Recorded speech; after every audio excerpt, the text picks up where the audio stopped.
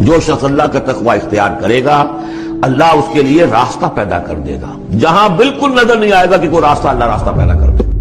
جب ہوگا وہ راستہ ایسا کھول دے گا کہ تمہیں گمان بھی نہیں ہوگا۔ وَيَرْزُقْهُ مِنْ حَيْثُ لَا يَحْتَسِبُ، اور اسے رزق دے گا وہاں سے جہاں سے اسے گمان بھی نہیں ہوگا۔ اگر کوئی مسلمان اپنے کسی بھائی کی ضرورت پوری کرنے میں لگ رہا ہے، اپنا وقت صرف کر رہا ہے، اللہ اس کی ضرورت پوری کرنی شروع کر دیتا ہے۔ بہت عمدہ مقام ہے، اللہ نے ہر چیز کے لیے ایک اندازہ مقرر کیا ہوا ہے، کب اللہ کی مدد آئے گی یہ بھی اس نے طے کیا ہوتا ہے۔ You have to qualify, pre qualification conditions ہیں، تب مدد آئے گی، یوں نہیں آتی مدد۔ اپنا سب کچھ لگا دو پھر کہو کہ اللہ میری 15 برس کی کمائی کل میدان میں نے وجود ڈالی ہوئی ہے، 15 برس کی کمائی، دن کی اور رات کی کوششیں ہیں میری، صبح اور شام کی کوششیں ہیں میری، 15 برس وہ میدان میں نے لا کے ڈال دی ہے۔ تب پکارو اللہ کو۔ اپنا مال بچا کے رکھنا ہے، اپنی مستقبل کو بھی بچانا ہے، اپنی اولاد کو بھی بچانا ہے، اور اللہ کا دین غالب ہو جائے، کہیں نام لکھا کے کسی جماعت میں شامل ہو کر بڑا تیر مار دیا، گویا کہ اللہ تعالیٰ تو جانتا ہی نہیں۔ خود حضرت ابو بکر کا جو حال ہو گیا تھا کہ حضور اگر انہوں نے ذرا بھی دیکھ لیا، نیچے اپنے قدموں کی طرف بھی نگاہ ڈالی تو ہم نظر آ جائیں گے، آپ نے فرمایا لا تحزن ان اللہ معنا، راستہ نکالتا اللہ۔ پھر حضور گئے طائف، لیکن وہاں سے خالی ہاتھ آئے، مدینے میں اللہ نے خود ہی کھڑکی کھول دی، 6 آدمی ایمان لے آئے، آپ گئے ہی نہیں، اور وہاں انقلاب بھی آ گیا۔ عظیم، اس اعتبار سے اللہ مخرج پیدا کرتا ہے۔ تم صحیح طریقے پر چلتے رہو، تقوی اختیار کرو، صحیح راستے پر جد و جہد کرو، یہ کام اللہ پر چھوڑو، کب اسے منظور ہے اس کا کامیاب ہونا۔ جب ہوگا وہ راستہ ایسا کھول دے گا کہ تمہیں گمان بھی نہیں ہوگا۔ وَيَرْزُقْهُ مِنْ حَيْثُ لَا يَحْتَسِبُ، اور اسے رزق دے گا وہاں سے جہاں سے اسے گمان بھی نہیں ہوگا۔ اقامت دین کی جد و جہد ہو، غلبہ دین کی جد و جہد ہو، اپنے آپ کو ان صلاتی و نسکی و محیایا و مماتی اس کا فیصلہ کرنا ہو، تو سب سے بڑی رکاوٹ آتی کھائیں گے کیا؟ تو اللہ تو کہتا ہے رازق میں ہوں، ہے ایمان اور یقین اس پر، کر کے دیکھو تو صحیح، اس پر اعتماد تو کرو۔ لیکن یہ کہ اس پر اعتماد کرنا، توکل، بڑی مشکل بات ہے۔ وہ تو جتنا ایمان ہوگا اتنا اعتماد ہوگا، اور گہرا ایمان ہوگا گہرا اعتماد ہوگا۔ وَمَن يَتَّقِ اللَّهَ يَجْعَل لَّهُ مَخْرَجًا وَيَرْزُقْهُ مِنْ حَيْثُ لَا يَحْتَسِبُ وَمَن يَتَوَكَّلْ عَلَى اللَّهِ فَهُوَ حَسْبُهُ۔ یہ تو ابھی تقویٰ والے کی بات ہے کہ وہ وہاں سے رزق دے گا جہاں سے اسے ملے گا بھی نہیں، اور جس نے اللہ پر توکل کر لیا تو وہ اس کے لیے بہت کافی ہو جائے گا۔ توکل کر کے تو دیکھو، حسبہ، وہ اس کے لیے کافی ہے۔ یہاں تک فرمایا ہے حدیث میں من کان فی حاجت اخیہ کان اللہ فی حاجتہ، اگر کوئی مسلمان اپنے کسی بھائی کی ضرورت پوری کرنے میں لگ رہا ہے، اپنا وقت صرف کر رہا ہے، اللہ اس کی ضرورت پوری کرنی شروع کر دیتا ہے۔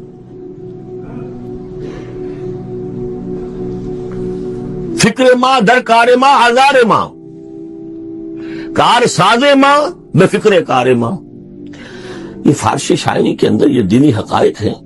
کار ساز ماں بے فکر کار ماں، میرا کار ساز میرے کاموں کی فکر کر رہا ہے، میں نے اپنے آپ کو اس کے کام کے لیے لگا دیا۔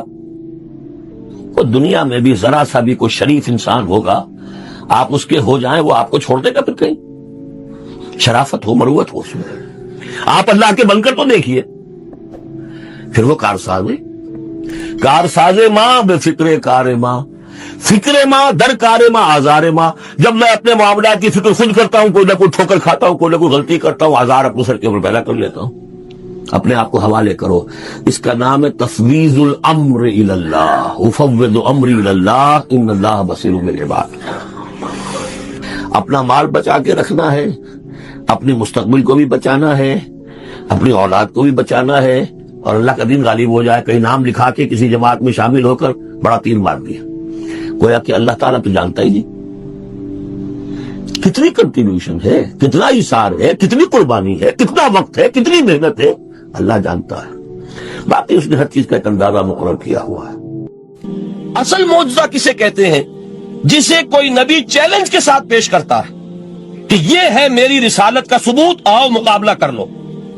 حضرت موسیٰ علیہ السلام کے جو اصل معجزے تھے وہ 2 تھے، ایک عصا جس کا کہ مقابلہ کیا آپ کو معلوم ہے، کہ فرعون نے تمام جو جادوگر تھے پوری مملکت کے انہیں جمع کیا اور مقابلہ کیا. تو جس چیز کو کہ پیش کیا جائے چیلنج کے ساتھ کہ آؤ تو مقابلہ کر لو، وہ اصل معجزہ ہوتا ہے اس نبی اور رسول کا. تو حضور صلی اللہ علیہ وسلم کا اصل معجزہ، یعنی معجزات، آپ یہ مغالطے میں مبتلا نہ ہو، میں بقیہ معجزات کی نفی نہیں کر رہا، یہ واقعات اپنی جگہ حق ہیں کہ حضور کو پتھر سلام کرتے تھے. حضور صلی اللہ علیہ وسلم جس کھجور کے تنے کے ساتھ ٹیک لگا کر خطبہ دیا کرتے تھے، جبکہ ابھی مسجد نبی میں ممبر نہیں بنا تھا. جب تعداد زیادہ ہو گئی مسلمانوں کی اور ضرورت محسوس ہوئی کہ ذرا بلند مقام پر کھڑے ہو کر آپ خطبہ ارشاد فرمائیں، تو پھر وہ ممبر بنا کر رکھا گیا. پہلے مرتبہ جب آپ ممبر پر چڑھ رہے تھے خطبہ دینے کے لیے، تو اس کھجور کے سوکھے تنے میں سے ایسی آواز آئی جیسے کوئی بچہ بلک بلک کر رو رہا ہو کہ وہ سعادت جو مجھے حاصل رہی تھی آج تک میں محروم ہو گیا. یہ انبیاء کا مقام ہے. مولانا روم نے اسی لیے کہا ہے کہ فلسفی کو منکر حنانہ است، از ہوا سے انبیاء بیگانہ است. فلسفی اور عقلیت پرست انسان وہ تو حنانہ کا انکار کر دے گا، کیسے ممکن ہے سوکھا تنا اور اس کے اندر سے بچے کی طرح بلکنے کی آواز آئے.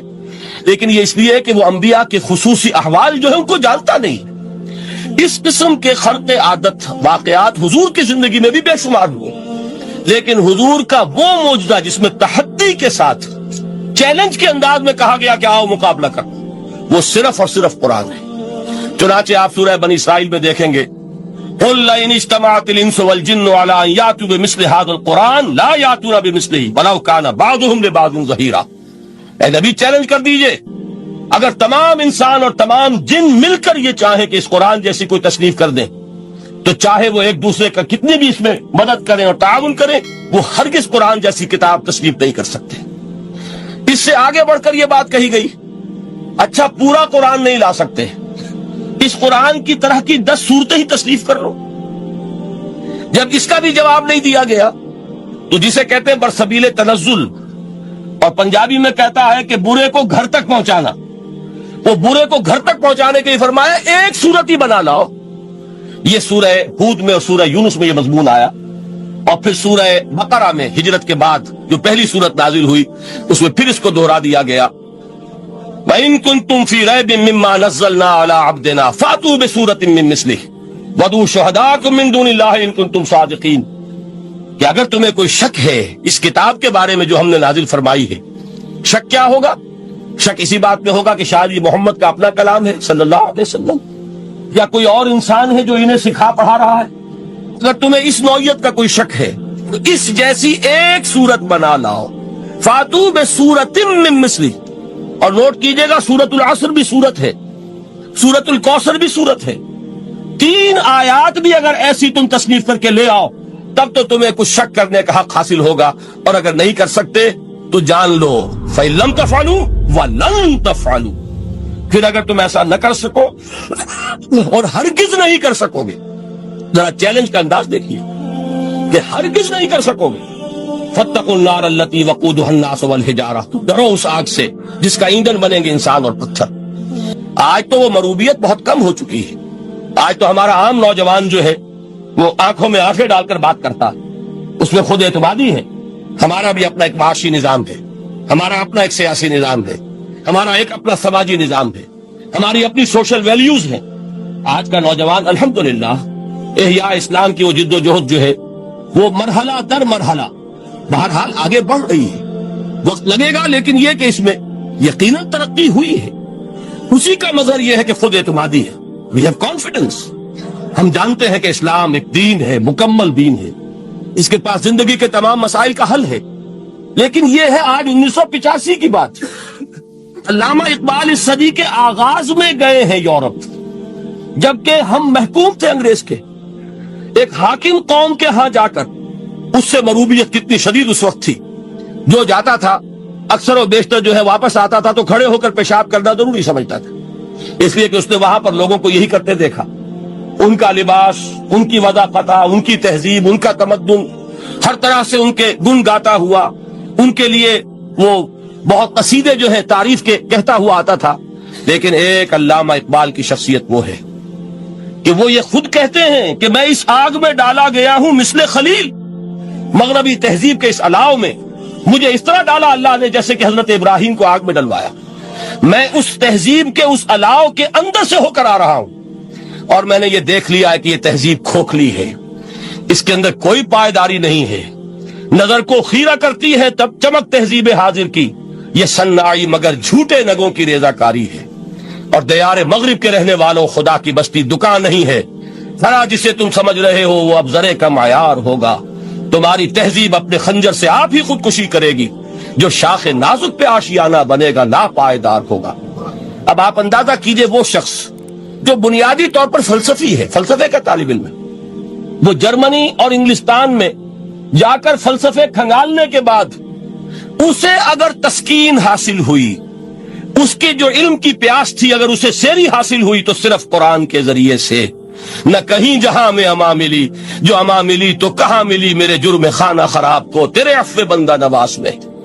یہ وہ شخص ہے آخری زندگی میں ان کا کام صرف ایک رہ گیا تھا، قرآن کی تلاوت۔ بڑے بڑے فلسفی ملنے آتے تھے علامہ اقبال سے ملنے، وہ سمجھتے تھے بڑی لائبریری ہوگی، جیسے بڑے وکیل اس کی لائبریری آپ کو معلوم ہے کتنی جلدیں رکھی ہوں گی، خوبصورت جلدیں بنی ہوئی، ایسے ہی کوئی بڑا فلسفی، بڑا پروفیسر، اس کی سٹڈی، اس کی کتابیں بڑی مروب کن ہونی چاہیے، لیکن علامہ اقبال کے ہاں سب کتابیں اٹھوا دی تھی انہوں نے، صرف ایک کتاب رہ گئی، اور سید نذیر نیازی کا نام آپ نے سنا ہوگا۔ انہوں نے جب یہ گواہی دی ہے، یہ واقعہ شاید آپ کے علم میں نہ آیا ہو، یہ بہت اہم واقعہ ہے۔ وہ یہ لکھتے ہیں کہ میں نے ایک مرتبہ علامہ سے پوچھا کہ کچھ لوگ اعتراض کرتے ہیں یا یہ خیال ظاہر کرتے ہیں کہ آپ نے اپنا فلسفہ خودی نیٹشے سے لیا ہے، کوئی کہتا فلاں سے لیا ہے، کوئی کہتا فلاں سے لیا ہے، کچھ آپ خود بتا سکیں گے کہ آپ کے فلسفہ خودی کی سورس کیا ہے؟ تو علامہ نے کہا کہ اچھا کل فلاں وقت آ جانا تو میں تمہیں لکھوا دوں گا، ڈکٹیٹ کرا دوں۔ تو سید نذیر نیازی کہتے ہیں کہ میں بہت خوش ہوا کہ یہ سعادت میرے حصے میں آ رہی ہے کہ علامہ اقبال خود مجھے تحریر کرائیں گے کہ میرے فلسفے کی سورس کیا ہے، میں نے کہاں سے اخذ کیا۔ دوسرے روز وہ گئے، حاضر ہوئے، بڑے ہی ارمانوں کے ساتھ پینسل اور کاپی لے کر بیٹھے۔ علامہ نے فرمایا ذرا قرآن مجید نکال لاؤ۔ وہ قرآن مجید لائے، حیران ہوئے، یہ فلسفے کا سورس مجھے ڈکٹیٹ کرانے چلے تھے، یہ قرآن مجید کہہ رہے۔ کہا کہ ذرا سورۃ الحشر اس کا آخری رکوع، وَلَا تَكُونُوا كَالَّذِينَ نَسُوا اللَّهَ فَأَنسَاهُمْ أَنفُسَهُمْ أُولَٰئِكَ هُمُ الْفَاسِقُونَ۔ اے لوگوں، ان لوگوں کے مانند نہ ہو جانا جنہوں نے اللہ کو بھلا دیا، تو اللہ نے انہیں اپنی خودی سے غافل کر دیا، اپنے آپ سے بیگانہ بنا دیا، یہی ہیں لوگ جو فاسق ہیں۔ علامہ نے کہا میرے فلسفے کی سورس یہ میں آپ کو بتانا چاہتا ہوں، اس معنی میں کہتا ہوں کہ اس دور میں علامہ اقبال کی شخصیت کو میں اعجاز قرآن کا سب سے بڑا مظہر سمجھتا ہوں۔ ایک شخص 20ویں صدی عیسوی کی شخصیت، اور پھر یہ کہ وہ کہیں مسجد اور کسی مدرسے کے ماحول میں پلا بڑھا نہیں ہے، بلکہ اسکولوں اور کالجوں میں اور یونیورسٹیوں میں، اور صرف ہندوستان میں نہیں، انگلستان اور جرمنی کی یونیورسٹیوں میں رہا، جس نے اپنا لوہا منوایا ہے۔ وہ شخص اگر یہ کہتا ہے کہ میرے لیے فکر کی بنیاد، میرے فلسفے کی سورس، میری تمام سوچ کی رہنمائی جو ہے وہ اس کتاب نے کی ہے، تو معلوم ہوا کہ واقعتاً یہ قرآن مجید آج بھی معجزہ ہے۔ یہ بات تو ہوئی فلسفے اور فکر کے اعتبار سے۔ دوسرا پہلو جو اپلائیڈ پہلو ہے، اس دور کے اعتبار سے وہ اہم تر ہو گیا ہے۔ انسان کے لیے جو پیچیدہ تمدنی مسائل ہیں، سیاسی مسائل کو کیسے حل کیا جائے، معاشی مسائل کا حل کیسے ہو، سماج میں توازن کیسے ہو، مرد اور عورت کے درمیان توازن کیسے ہو، ہوتا کیا ہے یا عورت بھیڑ بکری کی طرح کی ملکیت بن جاتی ہے۔ ہمارے ہاں اردو میں جو اس کا محاورہ ہے کہ جوتی کی نوک، یہ اس کی حیثیت ہو جائے گی، یا دوسری طرف عورت کلوپیٹرا بن کر قوموں کی قسمتوں سے کھیلے گی۔ دنیا میں یہ دو انتہائیں ہوئی، کہاں نقطہ عدل کہاں ہے، کیسے بیلنس جو ہے اسٹرائک کیا جائے، مردوں کے حقوق اور فرائض اور خواتین کے حقوق اور فرائض، اس میں صحیح ترین ایکویشن ہے کیا؟ اسی طریقے سے فرد اور اجتماع، فرد اور ریاست، یا تو یہ کہ انسان کی انفرادی آزادی اتنی جا رہی ہے، مادر پدر آزاد، جس کا مظہر یہ ہے کہ آج انگلستان میں 2 مرد بھی میاں اور بیوی کی حیثیت سے رہ سکتے ہیں، قانون تسلیم کرے گا ہسبینڈ اینڈ وائف، ان کو وہی حقوق حاصل ہو، یہ ہے وہ آزادی۔ جب ترکی میں اسلام کے آئلی قوانین بھی منسوخ کیے، نوٹ کیجئے اس کو، یہ اسی صدی کے وہ صدمے ہیں جو ہم نے اٹھائے ہوئے ہیں، اور گاہے گاہے باز خواہ یہ قصہ پاری نہ رہا، تازہ خواہی داشتن گر داغ ہائے سیدہ رہا، اس صدی میں کیا نہیں ہوا. عربوں کی ریوولٹ ترکوں کے خلاف, ان کے پیٹھ میں جو خنجر گھونپا, اور ایک انگریز, ایک کرنل لارنس کی وہ ساری شرارت, اس کے نتیجے میں ایک عظیم مملکت عثمانیہ, سلطنت عثمانیہ, دی گریٹ آٹومان امپائر, اس کے چیتڑے اڑ گئے. اور اس کے بعد وعدے کیے تھے عربوں سے کہ ہم تمہیں حکومت دیں گے. ہوا کیا کہ ان کے چھوٹے چھوٹے ٹکڑے کیے اور تقسیم کر لیے. مغربی سامراج کا دور شروع ہو گیا. اس کا ایک رد عمل مصطفیٰ کمال پر اس درجے شدید ہوا, اس نے ہر چیز جس کا تعلق عربوں سے تھا اس کو ختم کر دیا, ملک بدر کر دیا. عربی میں اذان نہیں ہوگی, عربی میں نماز نہیں پڑھی جائے گی. اور اسی کے ضمن میں یہاں تک گیا کہ فیملی لاز بھی رومن لاز جو ہے وہ نافذ کیے. تو یورپ کے اخبارات نے اس وقت یہ طنز کیا تھا مسلمانوں پر, یہ مسلمان عجیب قوم ہے, کہتے یہ ہے کہ ہمارے پاس دنیا کا بہترین ضابطہ ہے, بہترین قانون ہے, ہمارے قانون سے بہتر کسی کا قانون نہیں. اور حال یہ ہے کہ فیملی لاز کے لیے بھی یہ ہم سے بھیک مانگ رہے ہیں, ہم سے وہ قوانین لے کر اپنے ہاں نافذ کر رہے ہیں. آج بدقسمتی سے اکثر و بیشتر مسلمان ممالک کا حال یہی ہے. آج ہم ان سے بھیک مانگ رہے ہیں, کہیں جمہوریت کی بھیک ہے, کہیں سوشلزم کی بھیک ہے, کہیں کسی اور سماجی نظام کی بھیک ہے, کہیں مرد اور عورت کی کامل مساوات کا ایک نظریہ ہے, شانہ بشانہ چلنے والا فلسفہ ہے, جو خالص مغرب کی تہذیب کی ایک بھیک ہے جو مانگی جا رہی ہے. کاش کہ آج قرآن کے اس اصل اعجاز کی طرف, جو اس کا اصل معجزہ اس دور کے لیے, میں نے عرض کیا کہ اعجاز قرآنی کا وہ معجزہ کہ وہ فصاحت اور بلاغت کی معراج ہے, وہ یا تو اپریشیٹ کر سکتے ہیں اہل عرب, اور اہل عرب میں سے بھی حقیقت میں وہ جو قدیم جاہلی شاعری کے جاننے والے ہیں جو بہت کم رہ گئے, وہ جان سکتے ہیں کہ جب قرآن نازل ہوا تو کیوں زبانیں گنگ ہو گئی تھی, کیوں کوئی ایک شخص جھوٹ موٹ کو بھی مدعی بن کر نہیں آ سکا کہ یہ میں نے قرآن کی جیسی ایک کتاب یا قرآن جیسی ایک سورت یا قرآن کی طرح کے چند جملے میں نے موضوع کر دیے ہیں. لیکن دوسرا پہلو ہے فکر اور فلسفہ, اس کے اعتبار سے جس کا سب سے بڑا ثبوت اس دور میں علامہ اقبال. اور تیسرا پہلو ہے Islamic social sciences, political science, economics, sociology. اس میں جو کچھ قرآن نے دیا ہے, جو آج بھی انسان کی رہنمائی کے لیے بہترین نظام ہے, اس نظام کو ہم سمجھیں, اسے دنیا کے سامنے پیش کریں, تب در حقیقت قرآن مجید کا اعجاز سامنے آئے. یہ دو پہلو تو میں نے وہ عرض کیے ہیں کہ جو کسی غیر مسلم کو بھی نظر آئیں گے. قرآن کا پریزروڈ ہونا, اس کی انٹیگریٹی, اوتھینٹسٹی, یہ چیزیں وہ ہے کہ جو سب نے مانی. قرآن کے ذریعے تاریخ انسانی کا عظیم ترین انقلاب برپا ہونا, یہ وہ بات ہے کہ جو کسی اندھے کو بھی دیکھنی پڑتی ہے. اس حقیقت کا اعتراف دشمن کو بھی کرنا پڑتا. میں یاد دلا دوں آپ کو, ایچ جی ویلز, آپ نے نام سنا ہوگا, سائنٹیفک فکشن میں اس کا بڑا اونچا مقام ہے, لیکن اس نے تاریخ نسل انسانی پر بھی 2 کتابیں لکھی, a short history of the world اور a concise history of the world.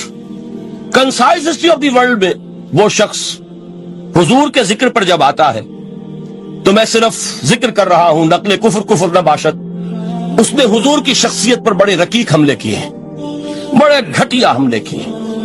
حضور کی خاص طور پر تعدد ازدواج کا جو معاملہ ہے, یہ کڑوی گولی ان کے حلق سے اتر نہیں سکتی, اس لیے کہ ان کا آئیڈیل ہے حضرت مسیح اور حضرت یحییٰ, جان دی بیپٹسٹ اینڈ جیزس آف نزارت. ان دونوں نے ایک شادی بھی نہیں کی, تجرد کی زندگی بسر کی, لہذا ایک شادی بھی ان کے نزدیک گھٹیا فعل ہے. تو حضور نے تو کی ہے 11 شادیاں, 11 نکاح کے. یہ جو کڑوی گولی ہے یہ ان کے حلق سے نیچے نہیں اترتی, اس لیے میں انہیں معذور سمجھتا ہوں. تو اس نے اس پہلو سے تو بڑے حملے کیے, لیکن خطبہ حجۃ الوداع کے وہ جملے جو ہے تاریخی, پورے کے پورے اس نے کوٹ کیے. لا فصل لعربی علی عجمی ولا لعجمی علی عربی ولا لأحمر علی اسود ولا لأسود علی احمر الا بالتقوی کلکم بنو آدم وآدم من تراب. کسی عرب کو کسی عجمی پر کوئی فضیلت نہیں, کسی عجمی کو کسی عرب پر کوئی فضیلت نہیں, کسی گورے کو کسی کالے پر کوئی فضیلت نہیں, کسی کالے کو کسی گورے پر کوئی فضیلت نہیں سوائے تقوی کے. تم سب کے سب آدم کی اولاد ہو اور آدم مٹی سے بنائے گئے تھے. یہ الفاظ لکھ کر کہتا ہے کہ جہاں تک human fraternity, equality and freedom, 3 الفاظ نوٹ کیجئے, انسانی حریت, انسانی مساوات, انسانی اخوت, کہتا ہے جہاں تک ان 3 چیزوں کے واز ہیں सरमंस का ताल्लुक है वो तो दुनिया में पहले भी बहुत कहे गए। ईसाई होने के बावजूद खास तौर पर नाम लेता है जीसस ऑफ नजारत। सरमंस तो हजरत मसीह के यहां भी बहुत मिल जाएंगे कि तमाम इंसान बराबर हैं, सबको भाई भाई होना चाहिए, सब इंसान आजाद हैं, तमीज़े बंदा वाका फसादे आदमियत है। लेकिन वो कहता है कि ये मानना पड़ता है तारीख इंसानी में पहली मर्तबा इन उसूलों पर एक इंसानी माशरा कायम किया मोहम्मद ने सल्लल्लाहु अलैहि वसल्लम। यानी हुजूर के साथ ये मामला एम्प्टी स्लोगन्स का नहीं है, ये सिर्फ वाज नहीं है, ये सिर्फ सरमन्स नहीं है, ये एम्प्टी स्लोगन्स नहीं है। ही translated these things into actuality. एक हकीकत, एक वाक़े की शक्ल दी है मोहम्मद ने सल्लल्लाहु अलैहि वसल्लम। वो माशरा पैदा किया जिसमें इंसानी अखुवत, इंसानी मुसावात और इंसानी हुर्रियत, ये तीनों अक़दार बतमाम कमाल मौजूद थी। यही वजह है इस सदी में नोट कीजिए, गांधी जी, मोहनदास करमचंद गांधी, जिसको आज पूरी दुनिया में तस्लीम किया जाता है, आलम अरब में भी महात्मा गांधी की बड़ी इज्जत है। पंडित नेहरू का किसी जमाने में इस्तकबाल हुआ था रियाज में, तो हमें बहुत गुस्सा आया था कि मरहमम बि रसूल सलाम, welcome to the profit of peace, ये अल्फाज थे कि जिनसे पंडित नेहरू का इस्तकबाल हुआ था। गुस्सा हमें बहुत आया, ये रसूल का लफ्ज इस्तेमाल कर दिया इन्होंने।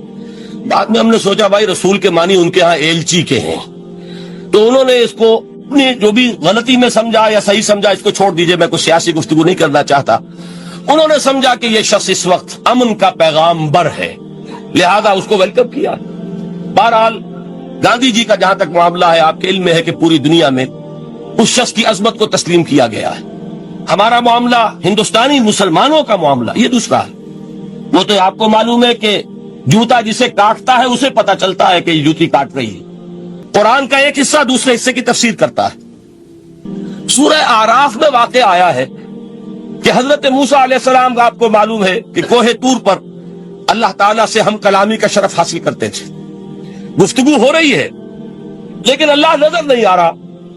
अब इसको अपने ऊपर तारीख कीजिए, ये साफ सामने आते भी नहीं, साफ छुपते भी नहीं। ये जो सूरत हाल थी कि अगर किसी की आप आवाज सुन रहे हैं, कलाम सुन रहे हैं, सामने नहीं आ रहा, तो आपके दिल में ख्वाहिश पैदा होगी कि जरा सा ये पर्दा भी उठा दिया जाए, मुझे दीदार भी हासिल हो जाए। लिहाजा सूरह आराफ में है जब कई बार ये शर्फ हम कलामी हासिल हुआ अल्लाह से, तो हजरत मूसा अलैहिस्सलाम ने बड़ी हिम्मत से काम लिया, बड़ी जुरत की, दरखास्त कर दी, रब्बे अरेनी अंजुर इलैक, ये जो पर्दा बीच में हाइल किया हुआ है परवरदिगार, तू मेरा शौक देख, मेरा इश्तियाक देख, तो मुझे जरा दीदार भी अता हो जाए। उस पर क्या बात कही गई, लन तरानी, मूसा तुम मुझे हरगिज नहीं देख सकते, तुम इस जसद जाहिरी के साथ, इस जसद मादी के साथ, इन उनसरी आंखों से मेरा दीदार नहीं कर सकते। वलाकिन इंजुर इल जबल, देखो हम तुम्हें एक मिसाल दिए देते हैं, जरा उस पहाड़ की तरफ देखो, हम अपनी एक तजल्ली उस पर डालेंगे। फइन इस्तक़र्रा मकानहु फसौफ तरानी, अगर वो पहाड़ हमारी तजल्ली को झेल जाए, तहम्मुल कर ले, तो तुम भी सोचना कि शायद हमें देख सको। उसके बाद हुआ क्या, फलम्मा तजल्ला रब्बुहु लिल जबल जअलहु दक्कन व खर्रा मूसा सइक़ा, जब अल्लाह ताला ने पहाड़ पर अपनी एक तजल्ली डाली तो वो पहाड़ जो है फट गया। और मूसा, अब देखिए बराह रास्त तजल्ली मूसा पर नहीं है, ये इनडायरेक्ट मुशाहदा है तजल्ली ये रब्बानी का, कि जो पहाड़ पर हुई है और पहाड़ की जो कैफियत हुई है उसके मुशाहदे से हजरत मूसा बेहोश होकर गिर गए। सइक़ा मूसा, खर्रा मूसा सइक़ा, ये है वो मिसाल जो यहां दी है कुरान के लिए। लौ अंज़लना हाज़ल कुरान अला जबलिन लरअयतहु खाशिअन मुतसद्दिअन मिन खशियतिल्लाह। नतीजा क्या निकला, इन्फर कीजिए, इस्तिदलाल, इस्तिंताज, नतीजा ये निकला कि जो तासीर तजल्ली ज़ात रब्बानी की है वही तासीर कलाम रब्बानी की है, सिर्फ यह है कि हमें उसका शऊर नहीं, हमें उसका इदराक नहीं। ये बिल्कुल ज़ात की तजल्ली की जो तासीर थी वही कुरान खुद बयान कर रहा है कि इस कलाम रब्बानी। इसको भी अल्लामा इकबाल ने खूब कहा है, फाश गोयम आंचे दर दिल मुजमरस्त, साफ कह देता हूं जो कुछ मेरे दिल में है। इन किताबें नीश चीजें दीगरस्त, इसे किताब ना समझ बैठना कुरान को, ये किताब नहीं है, कुछ और है। कुछ और क्या है, مثل حق پنہاؤ ہم پیداستو زندہ پائندہ گویاستو. یہ تو جیسے اللہ تعالیٰ کی ذات ہے مثل حق، ذات حق سبحانہ و تعالیٰ کی طرح یہ زندہ ہے پائندہ ہے. مثل حق پائندہ گویاستو، یہ جو ہے زندہ ہے، یہ متکلم ہے، کلام نہیں ہے. کل صفات ربانیہ جو ہیں ظاہر اور باطن، مثل حق پنہا، ظاہر و پنہا، اور حی و قیوم جیسے اللہ کی ذات ہے، وہی صفات اس کلام کی ہے. اور اس کے بعد وہ شعر آیا تھا جو میں پہلے سنا چکا ہوں، چوں بجاں در رفت جاں دیگر شود. جب یہ قرآن کسی انسان کے اندر سرایت کر جاتا ہے، اس کے دل پر نازل ہوتا ہے. دیکھیے یہ الفاظ آپ کو کہیں اور نہیں ملیں گے. میرے نزدیک جہاں علامہ اقبال اس دور میں قرآن کی عظمت کا سب سے بڑا ثبوت ہے، وہاں عظمت قرآنی کے سب سے زیادہ واقف اور اس کا سب سے زیادہ شعور رکھنے والے بھی علامہ اقبال. یہ الفاظ آپ کو کہیں نہیں مل سکیں گے کہ مثل حق پنہاؤ ہم پیداستو زندہ پائندہ گویاستو چوں بجاں در رفت جاں دیگر شود جاں چو دیگر شد جہاں دیگر شود. جب یہ انسانوں کے اندر سرایت کر جاتا ہے، ان کے اندر ایک انقلاب آ جاتا ہے، اور یہ اندر کا انقلاب ہے جو ایک عالمی انقلاب کا پیش خیمہ بنتا ہے. آپ آرڈیننس کے ذریعے سے نمازیں پڑھوائیں گے تو پھر نماز وہی پڑھی جائے گی جو آفس ٹائم میں آئے گی، باقی اور کیوں پڑھیں گے؟ وہ تو آرڈیننس کے ذریعے سے پڑھائی جا رہی ہے نا. اس کا حشر تو وہ ہوگا جو ہمارے ہاں دیکھا جا چکا ہے. اور اس وقت بھی اس زمانے میں نے یہ سنا ایک جگہ کہ کلاس 4 امپلائیز جو ہیں، وہ شروع میں جب آرڈیننس نافذ ہوا تھا ہمارے ہاں تو دفتروں میں بڑا اہتمام ہوا، آفیسرز نے خاص طور پر بڑے اہتمام سے ظہر کی نماز پڑھنی شروع کی. لیکن مجھے بتایا گیا کہ کلاس 4 امپلائیز جو ہیں ہمارے، یہ ڈرائیورز ہیں، پینز ہیں، یہ کھڑے ہنستے رہتے ہیں، شریک نہیں ہوتے. میں نے ان سے کہا وہ اس لیے کہ انہیں معلوم ہے کہ آپ بھی تو یہی پڑھ رہے ہیں صرف نماز، باقی آپ کے ڈرائیور سے اور آپ کے خانسامہ سے یہ بات چھپی ہوئی نہیں ہے کہ عصر آپ نے بھی نہیں پڑھنی، یہ صرف زور ہے جو آپ پڑھ رہے ہیں. تو یہ اصل میں اندر کا انقلاب جب تک نہ آئے، باہر کا ٹھوسا ہوا انقلاب، وہ تو جب پریشر ہٹ جائے گا تبدیلی ختم ہو جائے. چوں بجاں در رفت جاں دیگر شود، اندر انقلاب آئے. جب اندر تبدیلی ہو جائے گی، اب انسان کا پورا وجود بدلے گا، پھر اس کے اندر سے تبدیلی جو ہے وہ ابھرے گی، اسے کسی خارجی دباؤ کی ضرورت نہیں ہوگی. جاں چو دیگر شد جہاں دیگر شود. اور جب انسانی شخصیتوں کے اندر یہ انقلاب اندر سے آتا ہے تو پھر وہ عالمی انقلاب بنتا ہے. جیسے کہ محمد الرسول اللہ کا انقلاب. واقعہ یہ ہے کہ اگر جوش کانسپیریسی، عبداللہ ابن سبا کی سازش اگر کامیاب نہ ہو گئی ہوتی اور مسلمانوں کے اندر آپس کا اختلاف اور سرپھٹول نہ ہو جاتا، جو حضرت عثمان کی شہادت، پھر حضرت علی کی شہادت رضی اللہ تعالی عنہما، اور حضرت علی کی دوران خلافت یہ آپس کے جو جنگیں ہوئی، جنگ جمل، جنگ صفین، جنگ نہروان، اگر یہ نہ ہوئی ہوتی تو جس سپیڈ کے ساتھ اور رفتار کے ساتھ انقلاب محمدی کی توسیع ہو رہی تھی علی صاحب الصلاۃ والسلام، کوئی طاقت دنیا میں نہیں تھی. اقبال نے اس کا بھی نقشہ کھینچا ہے کہ تھمتا نہ تھا کسی سے سیل رواں ہمارا. وہ سیل رواں تھا، کوئی روکنے والا نہیں تھا. انٹرنل سیبوٹاج وہ ہے کہ جس نے اس انقلاب کا راستہ روکا ہے. تو واقعہ یہ ہے کہ وہ اندرونی انقلاب حضور نے برپا کیا قرآن کے ذریعے صحابہ میں. اندر سے جو انقلاب تھا اس نے عرب میں ایک انقلاب کی شکل اختیار کی، اور یہ انقلاب جو ہے اتنی اپنے اندر قوت رکھتا تھا، اتنی پوٹینشیلٹی تھی اس کی کہ وہ 20 برس کے اندر اندر کہاں آکسس دریائے جیہوں، کہاں اٹلانٹک، تصور تو کی تاریخ میں اس سے پہلے اتنی بڑی کوئی مملکت قائم ہوئی نہیں. کہاں یمن اور کہاں ایشیا کوچک، ایشیا مائنر ٹرکی، یہاں سے وہاں اور وہاں سے یہاں، اتنی عظیم مملکت حضرت عثمان رضی اللہ تعالیٰ عنہ کے خلافت میں ہو چکی تھی. یہ بات اگر یہ چلتا معاملہ آگے تو کوئی قوت اب نہیں رہی تھی. سلطنت روما ختم ہو چکی تھی، سلطنت کسرا ختم ہو چکی تھی، پرختے اڑ گئے تھے. اب کون سی طاقت رہ گئی تھی جو سیلاب کا راستہ روکتی؟ یہ وہ یہودی سازش ہے جس نے اندر سے سیبوٹاج کیا.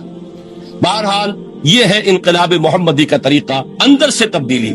اسی کو علامہ اقبال نے کہا ہے، تیرے ضمیر پہ جب تک نہ ہو نزول کتاب، گرہ کشا ہے نہ راضی نہ صاحب کشاف. یہ قرآن اب بھی تم ایسے محسوس کرو کہ جیسے تمہارے دل پر نازل ہو رہا ہے. اور مجھے یاد آیا امام ابن قیم رحمت اللہ علیہ، ان کا ایک بڑا پیارا جملہ ہے. وہ کہتے ہیں قرآن کے بعض پڑھنے والے ایسے ہیں کہ جب وہ قرآن کو پڑھتے ہیں تو یوں محسوس کرتے ہیں کہ قرآن مصحف میں لکھا ہوا نہیں ہے، ان کے اپنے دل کے اوپر کندہ ہے، دل کے اوپر سے پڑھ رہے ہیں، یعنی اتنی کامل مطابقت وہ محسوس کرتے ہیں، اپنی فطرت، ہیومن نیچر۔ حضرت عبداللہ ابن مسعود رضی اللہ تعالیٰ عنہ کی روایت موجود ہے کہ مجھے ایک مرتبہ حکم دیا حضور نے کہ قرآن سناؤ۔ میں نے عرض کیا حضور آپ کو سناؤں؟ آپ پر تو نازل ہوا ہے۔ تو حضور نے فرمایا نہیں، مجھے کسی اور سے سن کر کچھ اور لطف حاصل ہوتا ہے۔ اب امتثال امر میں حضرت عبداللہ ابن مسعود رضی اللہ تعالیٰ عنہ نے سورہ نساء پڑھنی شروع کی۔ 41ویں آیت پر پہنچے، چشم تصور سے دیکھیے کہ حضور بھی تشریف فرما ہے، صحابہ کرام کی محفل ہے، اور صحابہ کیسے بیٹھا کرتے تھے ادب کے ساتھ۔ ایک روایت میں الفاظ آئے ایسے بیٹھتے تھے ساکت و صامت ہو کر، بالکل خاموش، سکون، ساکن اور ساکت اور صامت، کہ جیسے ان کے سروں پر پرندے بیٹھے ہیں کہ ذرا جنبش کریں گے تو پرندہ اڑ جائے گا، اس ادب کے ساتھ۔ تو وہ محفل جو ہے حضور صلی اللہ علیہ وسلم کی، اور ایک صحابی حضرت عبداللہ ابن مسعود گردن نیچی کیے ہوئے ہیں اور قرآن پڑھتے چلے جا رہے ہیں۔ جب اس آیت پر پہنچے فَكَيْفَ إِذَا جِئْنَا مِن كُلِّ أُمَّةٍ بِشَهِيدٍ وَجِئْنَا بِكَ عَلَى هَؤُلَاءِ شَهِيدًا، کیا ہوگا اس دن جس دن کہ ہم ہر امت پر ایک گواہ کھڑا کریں گے، اور اے نبی آپ کو گواہ بنا کر لائیں گے ان کے خلاف۔ آپ کو یہ ٹیسٹیفائی کرنا ہوگا کہ اللہ تیرا جو کلام میرے پاس آیا تھا میں نے پہنچا دیا تھا، اب ان کی ذمہ داری ہے، they are accountable, they are responsible۔ اس پر حضور نے فوراً فرمایا حسبک حسبک، بس کرو بس کرو۔ اور حضرت عبداللہ ابن مسعود فرماتے ہیں کہ میں نے جب نگاہ اٹھا کر دیکھا حضور کے آنکھوں سے آنسو روا تھے۔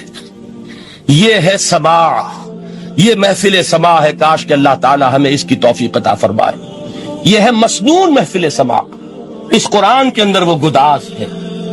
آیا کہ نہیں ساتویں پارے کے بالکل آغاز میں وَإِذَا سَمِعُوا مَا أُنزِلَ إِلَى الرَّسُولِ تَرَىٰ أَعْيُنَهُمْ تَفِيضُ مِنَ الدَّمْعِ مِمَّا عَرَفُوا مِنَ الْحَقِّ يَقُولُونَ رَبَّنَا آمَنَّا فَاكْتُبْنَا مَعَ الشَّاهِدِينَ۔ تو یہ ہے دوسری چیز کہ در حقیقت تزکیہ نفس کا ذریعہ یہ قرآن ہے۔ سینوں میں جو روگ ہیں، حب دنیا، حب مال، حب شہرت، حب اقتدار، جس کو کہ ایڈلر کہتا ہے دی ارج ٹو ڈومینیٹ، میرا غلبہ ہو، میرا تسلط ہو، میں نمایاں ہو جاؤں، میری حکومت بن جائے، اختیار میرے ہاتھ میں آ جائے، دی ارج ٹو ڈومینیٹ، یہ ساری ارجز ہیں ہماری در حقیقت جس سے فساد رونما ہے۔ یہ حب مال ہے جس کی وجہ سے ہمارے اندر تنافس ہے۔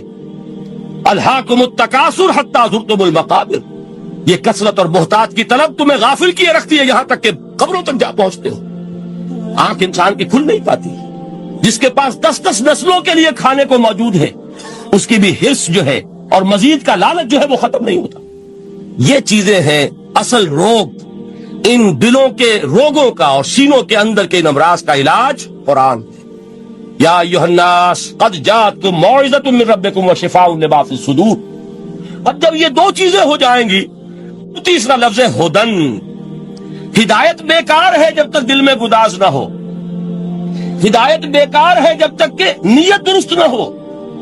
کوئی شخص بڑا عالم ہے لیکن اپنے علم کو اس نے ذریعہ بنایا ہے دنیا کمانے کا، تو در حقیقت یہ قرآن اس کے حق میں ہدایت نہیں ہے، اس کے حق میں عذاب خدا بندی کا ذریعہ بن رہا۔ حضور نے خود فرمایا القرآن حجت لک او علیک، یہ قرآن یا تمہارے حق میں حجت ہے یا تمہارے خلاف حجت بنے گا قرآن کے قیامت کے دن۔ اس لیے کہ ایک شخص اس کو دنیا کمانے کا ذریعہ بنا رہا ہے، ایک شخص اس کو شہرت کے حصول کا ذریعہ بنا رہا ہے، ایک شخص علم کو ذریعہ بنا رہا ہے دنیا میں نمایاں ہونے کا، اپنی تعریف کا۔ حضور نے فرمایا کہ قیامت کے دن سب سے پہلے 3 افراد کا معاملہ پیش ہوگا عدالت خدا بندی میں۔ ایک وہ جو بڑا عالم سمجھا جاتا تھا، اس سے بڑا علم پھیلا۔ دوسرا وہ جو بہت صاحب ثروت تھا، اس نے بہت خیرات کے کاموں میں پیسہ لگایا۔ تیسرا وہ جو دنیا میں شہید سمجھا جاتا تھا کہ اللہ کی راہ میں جنگ کرتے ہوئے جان دیا۔ اللہ ان تینوں سے جو اس کو نعمتیں دی تھی ان کا ذکر کر کے پوچھے گا کہ میں نے تمہیں یہ دیا، تمہیں یہ دیا، تمہیں یہ دیا، تم کیا کر کے لائے؟ وہ شہید کہے گا کہ اللہ میں نے تیری راہ میں جنگ کی اور اپنی جان دے دی تاکہ تو راضی ہو جائے۔ اللہ فرمائے گا کذبتا، تو نے جھوٹ بولا، انک قد قاتلت لئن یقال جریء، تو نے تو یہ جنگ اس لیے کی تھی کہ کہا جائے کہ بڑا جری ہے، بڑا بہادر ہے۔ یہ لوگوں سے بہادری کے تمغے لینا تمہارا مقصود تھا۔ وقد قیل، وہ کہا جا چکا ہے، اب یہاں تمہارے لیے کچھ نہیں۔ اور فرشتوں کو حکم ہوگا اور وہ اوندے منہ اس کو گھسیٹتے ہوئے جہنم میں جھونک. دنیا میں شہید سمجھا جا رہا ہے، آخرت میں جہنمی. یہی حال اس عالم کا ہوگا، یہی حال اس دولت مند کا ہوگا. تم نے یہ علم پھیلایا تھا کہ تمہارے علم کا چرچا ہو جائے، تمہاری شہرت ہو جائے، لوگ تمہاری دستبوسی کرنے لگیں، لوگ تم سے جھک کر ملیں. وہ دنیا میں ہو گیا، تمہارا مطلوب مل چکا، تمہارا مقصود حاصل ہو چکا، اب یہاں کچھ نہیں. تو جان لیجئے کہ جب تک دلوں کے روگ درست نہ ہوں، علم بیکار ہے، ہدایت قطعاً غیر مفید ہے. پہلے دلوں کا کرسٹ اترے، اس کی سختی دور ہو، یہ ہے موعظہ.